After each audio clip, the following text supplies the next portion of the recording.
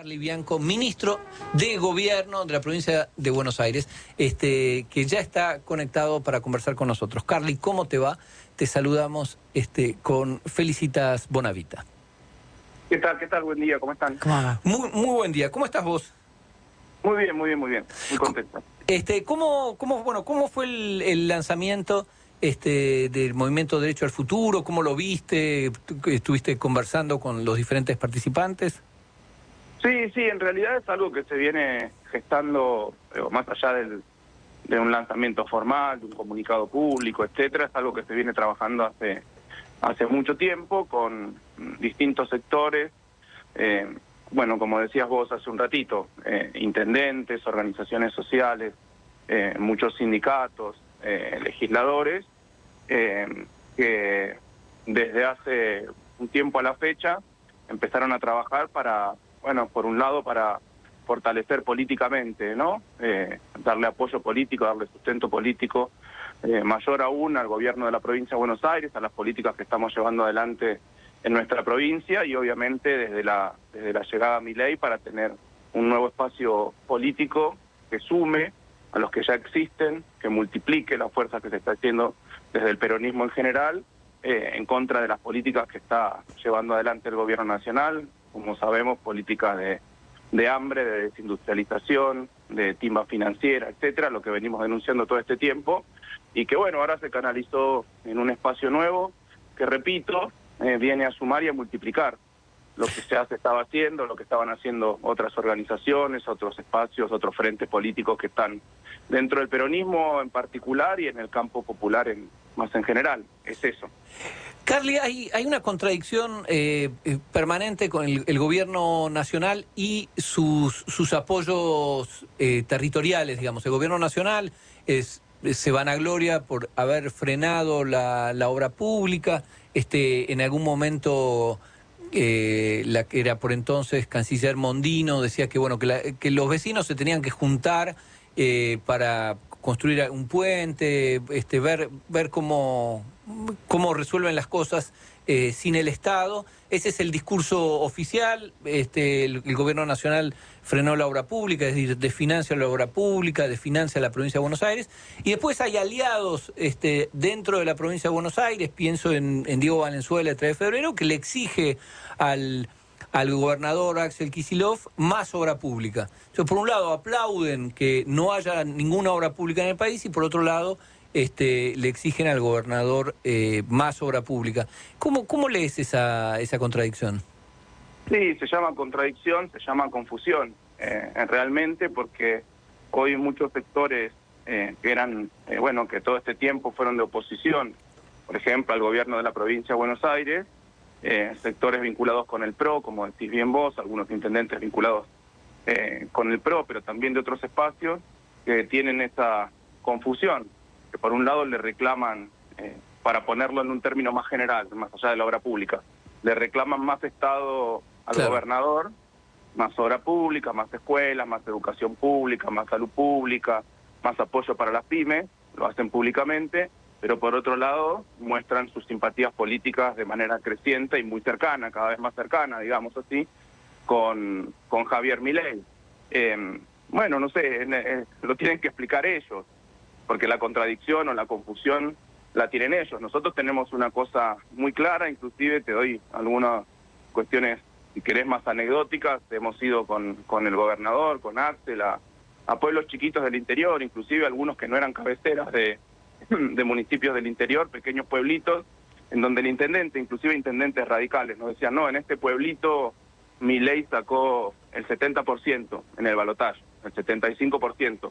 O sea que la gente, si lo votó a Milei, debería tener un discurso cercano a Milei, en ese sentido, de menos Estado, de total libertad empresaria, que el Estado no intervenga en la economía, en la obra pública.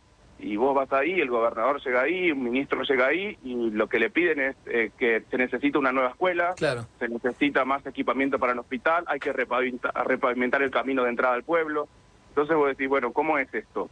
¿Cómo es esto?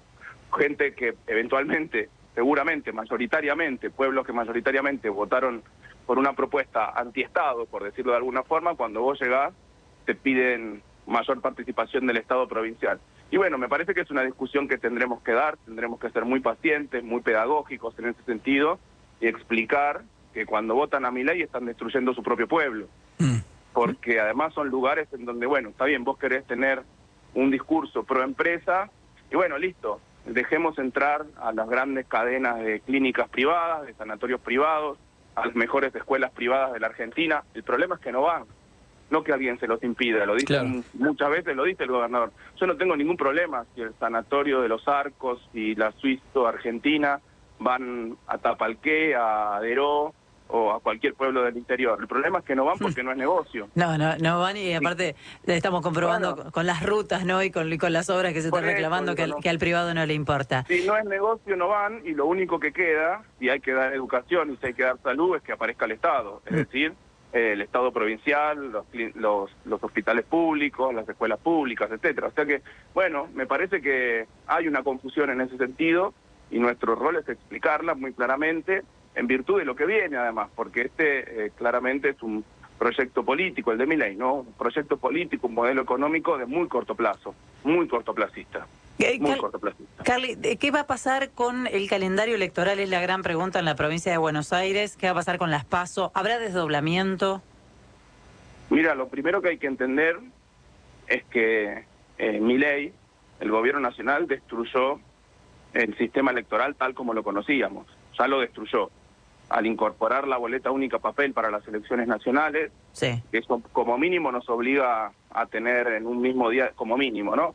En un mismo día de votación, eventualmente, si se adopta un sistema de elecciones concurrentes, como es una de las opciones, 2 urnas, 2 boletas distintas, 2 conteos distintos, 2 fiscalizaciones distintas, 2 autoridades de mesa distintas, o sea que una complejidad nunca antes vista, al menos en la provincia de Buenos Aires, que es la provincia con mayor cantidad de electores que tiene la Argentina, y ahora recientemente con la eliminación de las PASO nacionales dio un paso más en destruir el sistema electoral que funcionaba, que nadie estaba en contra, tal como lo conocíamos. O sea que vamos a tener una situación este año totalmente novedosa, agravada con una regla no escrita, pero cumplida a rajatabla desde el inicio de la democracia, que era que los años electorales no se modificaban las reglas electorales.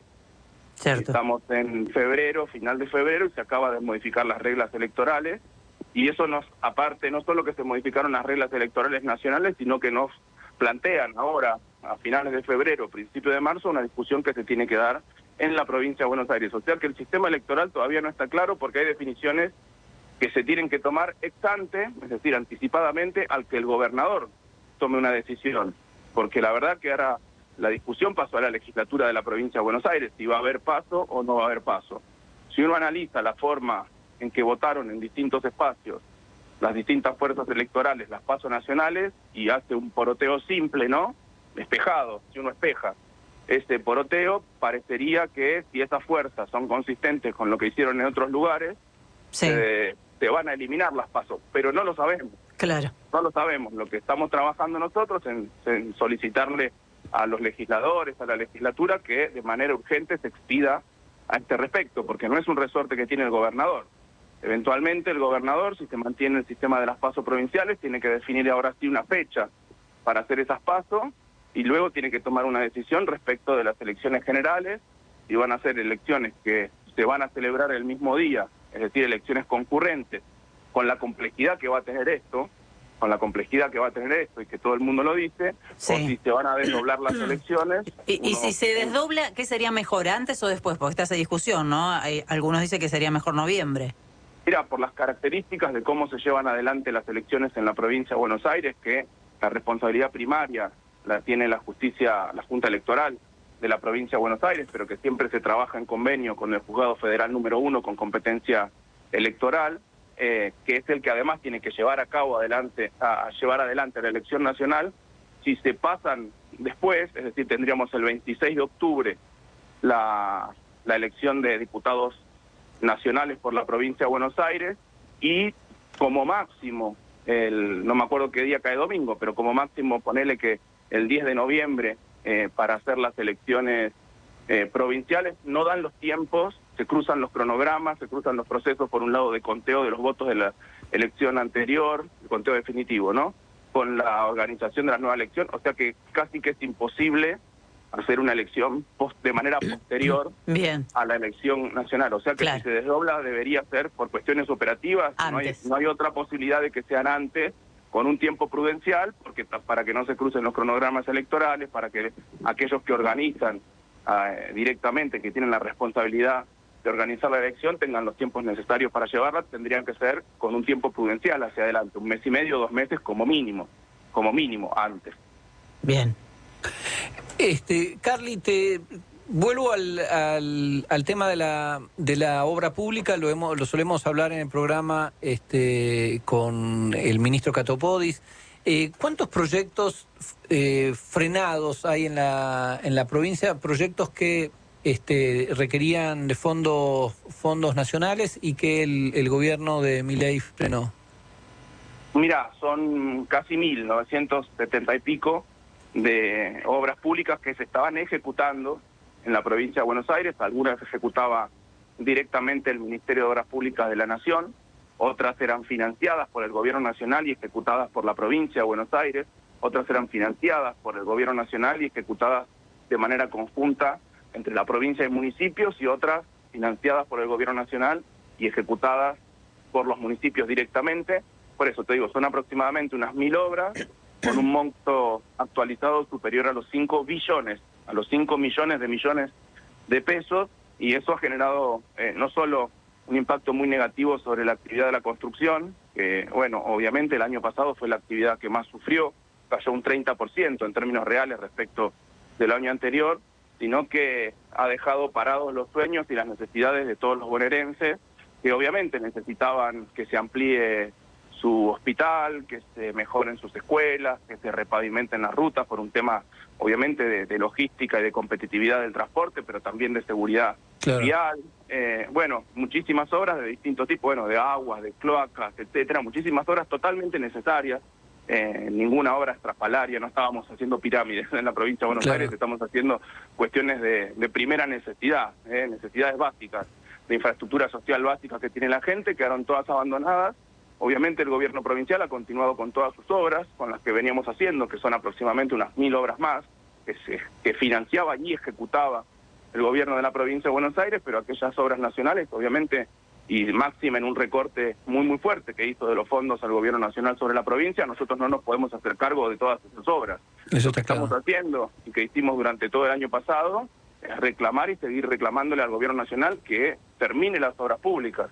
Viviendas, bueno, me vienen a la cabeza inclusive los proyectos individuales, que cuando vos recorres por la provincia de Buenos Aires, el interior del conurbano, ves ahí esas cáscaras vacías de obras que se estaban llevando adelante y que han quedado totalmente abandonadas, en muchos casos de viviendas que han sido usurpadas, bueno, un estado calamitoso ya, luego de más de un año que han sido abandonadas, una escena dantesca, me animo a decir. Bueno, el gobernador Axel Kicillof suele mencionar el hecho de que esas obras no se hacen, pero no por eso el gobierno nacional deja de cobrar los impuestos que deberían ser destinados a eso.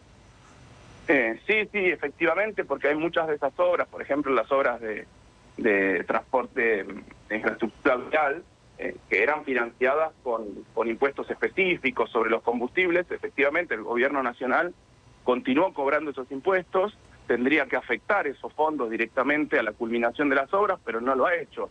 Es una suerte de estafa, lo que está haciendo el gobierno nacional con los contribuyentes y con la gente que se vería beneficiada con todas estas obras. No me extraña, tratándose de un gobierno que está encabezado por un presidente estafador, que ha participado como mínimo como partícipe necesario de un proceso de estafa mundial, que hoy estafa en todos los diarios del mundo. O sea que estafa no solo con estas cuestiones de cobrar impuestos con afectación específica y no llevar adelante las obras públicas, sino que estafa en todos los sentidos. Un gobierno estafador. Vuelvo para la cuestión electoral, y en este caso electoral política, Carly, porque obvio que esto fue tema de conversación durante todo el fin de semana. Yo recién te hice una de las principales preguntas, que es qué va a pasar con el calendario electoral en la provincia de Buenos Aires, pero me parece que la pregunta que más peso tiene es qué va a pasar con el peronismo en la provincia de Buenos Aires. ¿Habrá internas, hay conversaciones, se puede lograr la unidad? ¿Cómo viene eso? No, conversaciones hay de manera permanente. Yo creo que todos valoramos un piso, si querés, mínimo de consenso, que es ir juntos a la elección. Me parece Bien. que eso es algo que es un valor que todos añoramos, respetamos y que conocemos su potencia Porque electoral. al oficialismo le encantaría una ruptura, obviamente, ¿no? Obviamente, nosotros no estamos para romper nada, nosotros venimos acá, repito, lo que dije al principio, y lo digo taxativamente, lo de sumar y multiplicar, porque vi en las últimas horas que hay algunos compañeros que confundieron las operaciones matemáticas y que dicen que el lanzamiento del movimiento de Derecho al Futuro viene a dividir o a restar. Por eso lo pregunto. Está al revés, viene a multiplicar y viene a sumar a lo ya existente. Mira, te doy algunos ejemplos. Desde que se lanzó el comunicado, a mí no me para de escribir gente a mi WhatsApp, a mis redes sociales, diciéndome, mira, yo no milito en ningún lado, pero este espacio nuevo a mí me da ganas de militar, encabezado por Axel, con todos los compañeros que vi que ahí firmaron. Muchísima gente, muchísima gente. Creo que nosotros pusimos un formulario de adhesión cuando lanzamos el movimiento. Creo que nos dijo quienes estaban manejando ese formulario que en las primeras 3 o 4 horas se anotaron 4.000 personas que decían, bueno, quiero participar, quiero sumar, y en general es gente que no está militando activamente en ningún espacio y que se vio convocada por un nuevo espacio. O sea que todo esto viene para sumar, Carly, muchísimas gracias por esta entrevista. A ustedes, muchas gracias.